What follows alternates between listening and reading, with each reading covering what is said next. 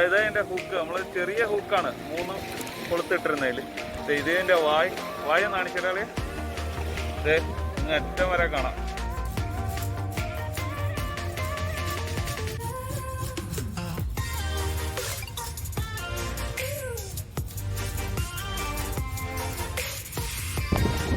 അപ്പൊ ഇന്നത്തെ ബൈറ്റ് എന്ന് പറയുന്നത് നമ്മുടെ കണവയുടെ തല കണവ. അത്യാവശ്യം വലിയ മീനെ എടുക്കത്തുള്ളൂ. ഇങ്ങനെ എടുക്കുമ്പോൾ നമ്മൾ തീറ്റി നിറച്ച് കൊടുത്തു കഴിഞ്ഞാൽ മീനും അതുപോലെ നമുക്ക് നിറയെ കിട്ടും, വലിയ മീൻ കിട്ടും. അപ്പൊ ഇത് ഒരു ലൈനിൽ 3 ഹൂക്ക് ഒരുമിച്ചിട്ടേക്കുന്നതാണ്. പിന്നെ അതാ ഒരു ഈയും കൂടെ ഇട്ടിട്ടുണ്ട്, ഒരു വെയിറ്റും കൂടെ ഇട്ടിട്ടുണ്ട്. ഏകദേശം ഒരു 50-60 മീറ്ററോളം ദൂരത്തിൽ കൂടുതൽ എറിയണം, എന്നാലേ നമുക്ക് ഒത്തിക്കൂടെ നല്ല വലിയ മീൻ കിട്ടത്തുള്ളൂ.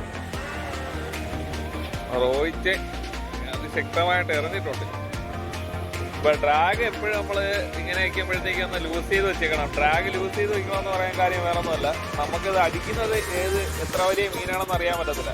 ഡ്രാഗ് ലൂസ് ചെയ്ത് വെച്ചില്ലെങ്കിൽ സ്റ്റിക്ക് ഒടിയും, ഇല്ലെങ്കിൽ സ്റ്റിക്ക് വലിച്ചിട്ട് പോകും. ഡ്രാഗ് ഒന്ന് ലൂസ് ചെയ്യണം. അപ്പൊ വലിച്ചു കഴിഞ്ഞാൽ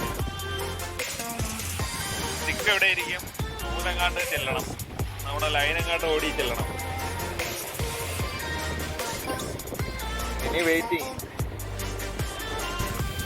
എന്താളിയാ പറഞ്ഞണക്ക് സാധനം ചെരുപ്പ് ഞാൻ കണ്ടു താടക്കുന്ന ഏവി അളിയാ, ഏവി അടിച്ചളിയാ.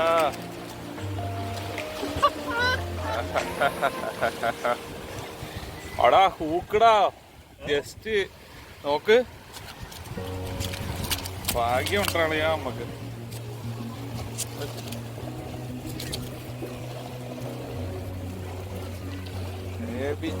ഓരോ ഹൂക്ക് എടുത്താ കറക്റ്റ് ടൈം ആയിരുന്നു കേട്ടാ. ഞാൻ പറഞ്ഞില്ല എനിക്ക് ചെറിയ പ്രതീക്ഷ ഉണ്ടെന്ന്.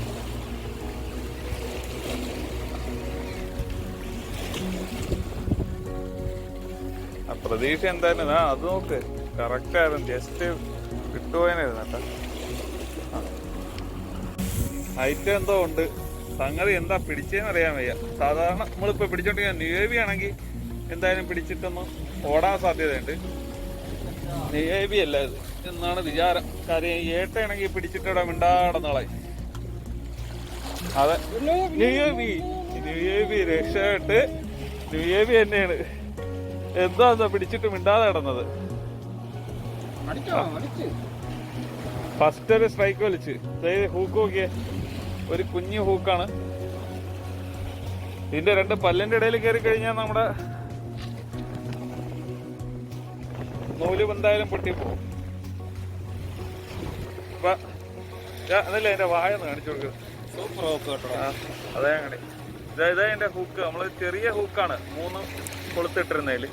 ഇതിന്റെ വായ കാണിച്ചിട്ടാളേ അറ്റം വരെ കാണാം. ഓക്കെ, നല്ലൊരു നേവിയ. അപ്പൊ നമുക്ക് ഇന്ന് കിട്ടിയ 3ാമത്തെ നേവിയാണ്. ഇന്നെന്തായാലും ഇന്നത്തെ ദിവസം നമുക്ക് മോശമല്ല.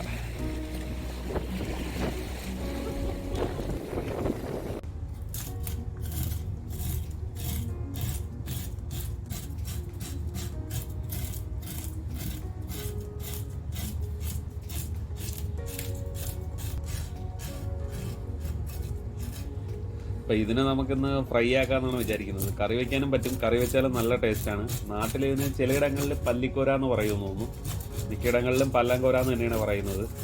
അപ്പോൾ അത്യാവശ്യം നല്ലൊരു ഫ്ലഷാണ്. എന്ന് പറഞ്ഞാൽ നമ്മൾ ആ ബട്ടർ ഫിഷൊക്കെ പോലെ നല്ല ടേസ്റ്റുള്ള ഒരു ഫിഷാണ്. അപ്പോൾ ഇതിന് ഈ സീസണിൽ നമുക്കിപ്പോൾ ആദ്യമായിട്ട് കിട്ടിയതാണ്. അപ്പോൾ പിന്നെ ഒന്ന് ഫ്രൈ ആക്കി കഴിക്കാമെന്ന് വിചാരിച്ചു.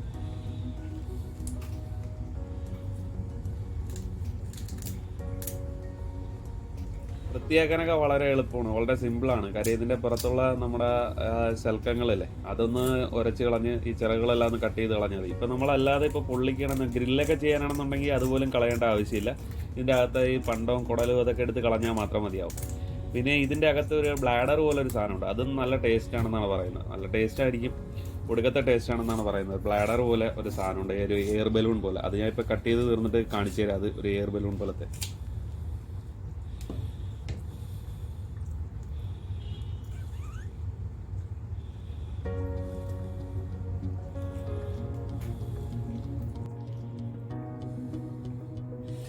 ഇതിൻ്റെ അകത്തുനിന്നൊരു നെത്തോലി അകത്തുനിന്ന് കിട്ടിയതാ. നെത്തോലിയ മേത്ത, ചെറിയ മീനാണ്. അപ്പോൾ നേരത്തെ പറഞ്ഞ ആ ഒരു ബലൂൺ പോലത്തെ ആ ഒരു സംഭവമാണ് ഇത്. ഇതെന്ന് പറഞ്ഞാൽ നല്ലൊരു ടേസ്റ്റാണ്, അടിപൊളി ടേസ്റ്റാണെന്ന് പറഞ്ഞാൽ ഫിഷിനോട് അതിനേക്കാളും കുറച്ചുകൂടെ മുന്നോട്ട് നിൽക്കുന്ന ടേസ്റ്റാണ് ഇതിൻ്റെ എന്നാണ് പറയുന്നത്. ഇതുവരെ ഞാൻ കഴിച്ചിട്ടില്ല. അപ്പോൾ ഇതൊന്ന് എടുക്കുന്നുണ്ട്. ഇതിപ്പം വേസ്റ്റാക്കി കളയുന്നതൊന്നുമില്ല, ഇത് എടുക്കാൻ പറ്റുന്ന സാധനമാണ്. ഇത് ഇങ്ങനെ നമുക്കിങ്ങനെ പെരുവി വരെയൊക്കെ ചെയ്യും, ഒരു നല്ല എയർ പിടിച്ചിട്ടുന്ന പെരുവി വരെയൊക്കെ ചെയ്യും.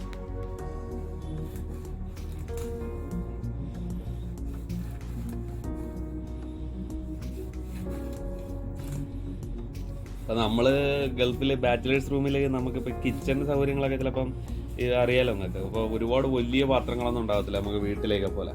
അപ്പോൾ ഇതിനെ ഫുള്ളായിട്ട് നമുക്ക് അതിലിട്ട് ഫ്രൈ ചെയ്യാൻ പറ്റുമെന്ന് തോന്നുന്നില്ല. അപ്പോൾ ഇത് രണ്ടാക്കിയിട്ട് 2 ടൈമിൽ എടുത്ത് ഫ്രൈ ചെയ്യേണ്ടി വരും. അപ്പോൾ അങ്ങനെ കട്ട് ചെയ്തിട്ട് 2ആക്കി എടുക്കാമെന്നാണ് ഞാൻ വിചാരിക്കുന്നത്.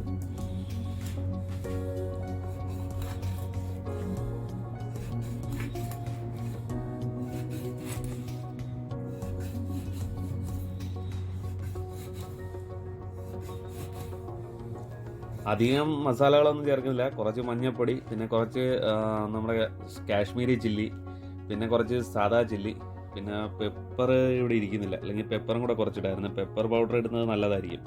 അപ്പോൾ മീനിൻ്റെ ടേസ്റ്റ് കുറച്ചുകൂടെ വ്യത്യാസം വരും. പിന്നെ വെളുത്തുള്ളി ഇഞ്ചി പേസ്റ്റ്, ഇത് ഇത്രയാണ് നമ്മൾ ഉപയോഗിക്കുന്നത്. കറിവേപ്പിലയും പച്ചമുളകൊക്കെ അരച്ച് ചേർക്കാറുണ്ട്, അത് ചേർത്തെന്ന് പറഞ്ഞാൽ കുഴപ്പമൊന്നുമില്ല. അത് ചേർത്താലും നല്ല ടേസ്റ്റ് ആയിരിക്കും.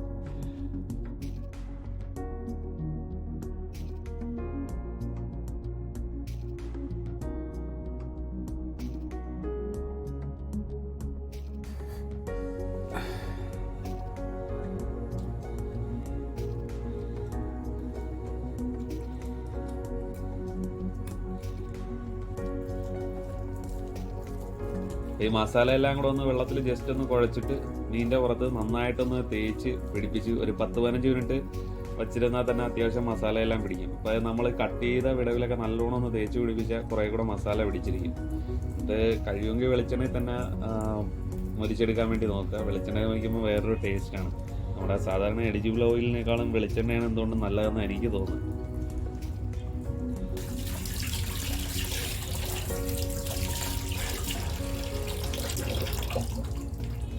നമ്മുടെ അമ്മമാരൊക്കെ പറയും പോലെ എന്തായാലും ചൂടാക്കുമ്പോഴത്തേക്ക് നമ്മൾ ചട്ടി നല്ലവണ്ണം ചൂടായതിന് ശേഷം മാത്രം വെളിച്ചെണ്ണ ഒഴിക്കുക. അതുപോലെ വെളിച്ചെണ്ണ നല്ലപോലെ തിളച്ചതിന് ശേഷം മാത്രം നമുക്ക് ഫ്രൈ ചെയ്യേണ്ട സാധനം ഇടുക.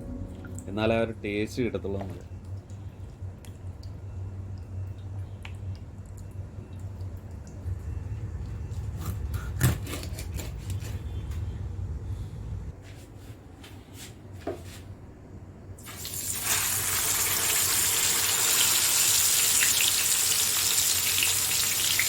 ഈ വീഡിയോ ഇഷ്ടമായെങ്കിൽ ദയവായിട്ടൊന്ന് സബ്സ്ക്രൈബ് ചെയ്തേക്കണം. പറ്റുമെങ്കിൽ ഒന്ന് ഷെയർ ചെയ്യുക, ലൈക്ക് ചെയ്യുക, കമൻറ്റ് ചെയ്യുക ഒക്കെ ചെയ്തേക്കണം.